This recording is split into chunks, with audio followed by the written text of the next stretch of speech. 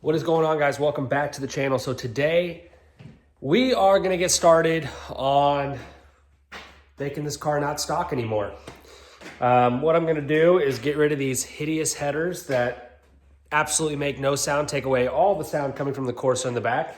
So we're going to get rid of these. I don't have the headers here. They're on the way. They're on order. So what I'm going to do is get the car jacked up in the air, get it prepped, take the headers off, get everything ready to go so that when the headers do get here, I can literally just bolt them up, attach the exhaust back together, and we should make some pretty good sounds. I'm gonna try to film as much as I can, guys. The problem with me is I really like to just get stuff done, and it's hard for me like to pick up the camera and want to start filming all this, especially when I'm by myself. I'm gonna try to film as much as I can and get these videos installed for you guys so you can kind of see the build to the series of this channel.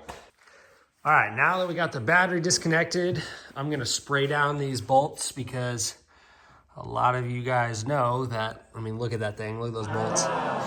If you just go torquing on them, there's a good chance you're probably gonna snap them. So we're gonna spray these down real quick and let them soak for a little bit. And then hopefully that helps us get them off a lot easier with no snaps. Fingers crossed. All right, we got these bolts sprayed down. So next, I'm literally just gonna start unplugging all of the coils, or the spark plug wires, I mean. And we're gonna get these things unplugged on all sides to give us some more room, and then we'll get right back at it. All right, got the stock plug wires off, and these are your best friend, because that happens.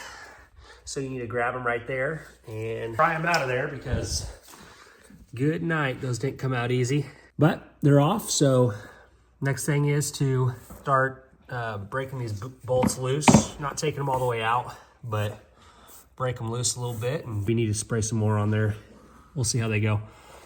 Okay, so fast forward. I know I didn't film me taking off the stock headers, but honestly, guys, it's really not that complicated. Did, however, have to disconnect the actual header from the cat down there. So remember to unplug your O2 harnesses. There's one on the other side kind of tucked up here, and it was kind of a little of a pain to get to, but don't forget to untuck those so when you drop everything, you don't have any wires or plugs coming with it. But yeah, once I'm done, honestly, I hope the other side goes this easy, because it was really not that bad at all. No broken studs, luckily, nothing crazy. So they all just went right out. Pretty easy takeoff. So I will start on the other side and get back with you guys here shortly. Okay, so we are finally done here. Let me get to this side. This side was probably just as easy. Honestly, guys, like taking these off, I mean, you can see I don't have too much like ground clearance. I mean, just enough to get under there, but taking it off from the header and then into the catalytic converter is like a must. I'm sure you could do it without doing that if you were on a lift or something, but it made things a hell of a lot lighter and also just a lot easier. So got the O2 sensors out of all of them, and I'll put those in the new headers. But like I said, we got the headers off. Everything looks good. Now it's just time to install the new ones with the new X pipe back into the Corsas. Yeah, I do want to talk about real quickly what headers I chose. And I chose Speed Engineering.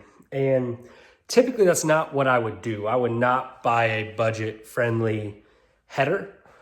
But every review that I've seen, every install I've seen on YouTube, even comments like after they've installed it and a year or two later, like people ask like, how's it holding up? I've seen nothing but great reviews. People are using them on high horsepower builds.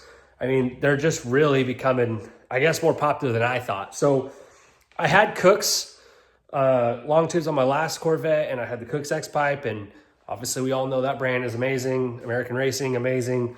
But guys, for a fraction of the cost, I've just seen nothing but good reviews for these Speed Engineerings, and I think they're made out of the exact same material. On their website, it shows 301A. That's what Cook's is made out of. That's what American Racing headers is made out of. So I went 1 7/8. I didn't want to go 2 inches, even though I'm going to boost this car. Like, I don't know when I'm going to boost this car. I would like to think soon, but realistically, I don't know if that's going to happen. So for now, We're just gonna run 1 7/8. It's gonna be fine. Like, I'm not making this a super, super high horsepower build, even when it's boosted. So I'm gonna do the speed engineering, seeing great reviews. They tuck in really well. I'll show you guys that as well. Like, everything I've seen on them, it just makes sense to do that. So like I said, show you guys the quality of these things when they arrive and tell you how they went in and just kind of the process of speed engineering, if that's the route you guys want to go, or if you want to stick to, you know, the big brands. But on this build, like, I am doing a lot of high-end stuff, but at the same time, like, if I could save money on headers and they do the exact same thing and they're going to sound the exact same, then I'm going to do that. Okay, so some parts came in today. So we got the header gaskets. Those are in. And I went with, okay, so on the plug wires, a lot of you guys would probably be like, oh, I want MSD, or, you know, get MSD, whatever. I know they have a good brand, but I had these GPI plug wires on my last Corvette, and I had them in white to kind of match my white caliper brake theme. But obviously I went orange to match the orange. It's a little off, but I mean, really, when it's in the engine bay here, it's really not going to be like, it's not gonna be that big of a deal. You're really not gonna be able to tell that much, but I just thought it would look good with the orange, and the orange, of course. I made the black valve covers eventually. But yeah, these GPI wires have really good reviews. I haven't never had an issue with them when I had my car. They're high quality, they look great. And then new spark plugs, because check these things out. I mean, some of these don't even have the wire in them. They're nasty. They're the OEM. So upgrade to the NGK. And I think I did the TR6s. Yeah, these are what I had in the last vet, and they worked really well. So got some parts in, got some heat wrap. Did that heat wrap on the clutch cable down below, because they say to wrap that because of a rubber hose on the driver's side there. But now we're just waiting for the headers to come in. As soon as those come in, we will get this thing rocking and rolling. Quick update for you guys. You did indeed have to remove both dry sump lines. I tried to just do the one, didn't work.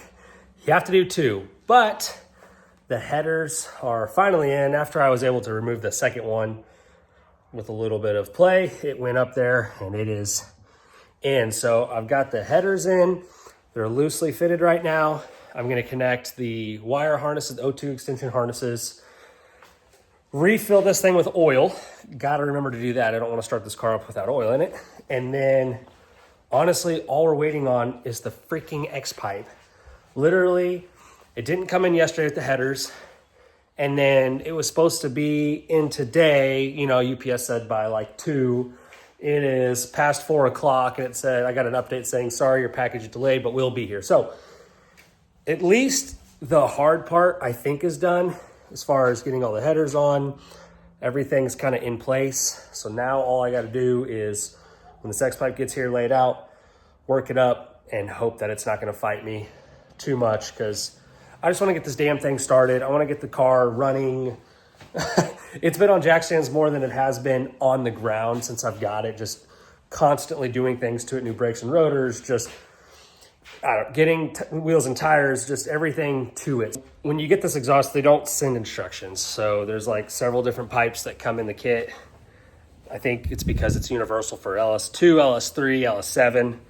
So I kind of had to like go under there, play with the pipes. And after fighting it a little bit, I got it all together.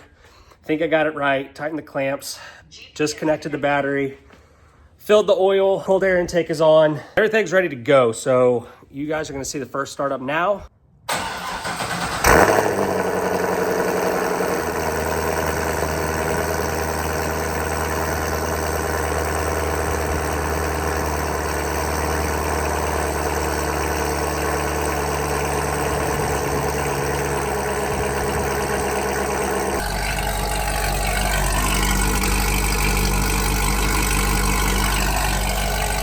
You guys definitely can't hear me, but holy cow.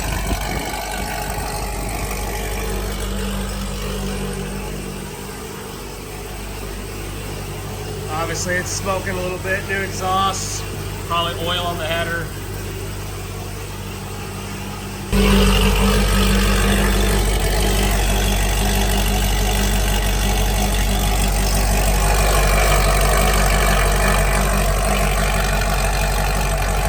Definitely a lot louder. Holy cow. Idling just fine. Oil pressure looks good.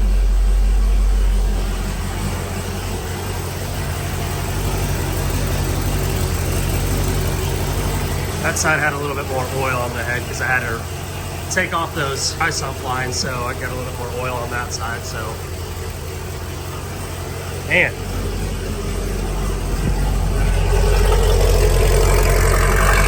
Let this thing warm up a bit and give you guys a couple revs.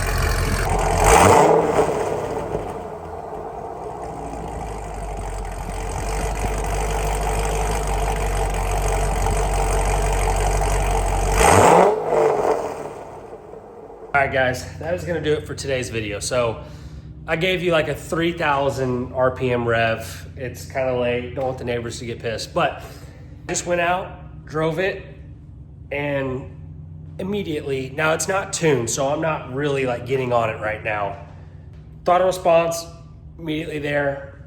The sound is insane, and guys, it's like the downshifts, just the crackling, the pop. I personally like it. Some of you guys might not like it, but when you're catless, you're just gonna get that. So, and then when you're cruising at normal speeds, no drone, super quiet. It's almost like, did I even do long tube headers when you're cruising, which is super nice. You can have a conversation with the person next to you or whatever, listen to music and not have to be yelling over each other. So overall, super happy, super excited to get you guys some footage inside the car, outside the car. I'll do some revs, I'll do some flybys, and just kind of let you guys hear this full exhaust on this car. But overall, install pretty easy, not terrible. Like I said, just on the dry sump, you had to remove the dry sump lines. So that was pretty much kind of the worst part, just having to drain the oil and redo all that. But other than that, everything seems to be good. What I'll do is I'll probably heat cycle this exhaust a couple times driving it, hopefully get it tuned this week or early next week, and then put it up on a lift or something, get back under there, retighten all the clamps, just make sure they're good. And then I should be solid on the exhaust. So hope you guys liked this video. If you did, please give it a thumbs up, subscribe, like, and I'll take you along the journey and we'll just keep building this car until it's a full-on street car show car. Thanks, guys.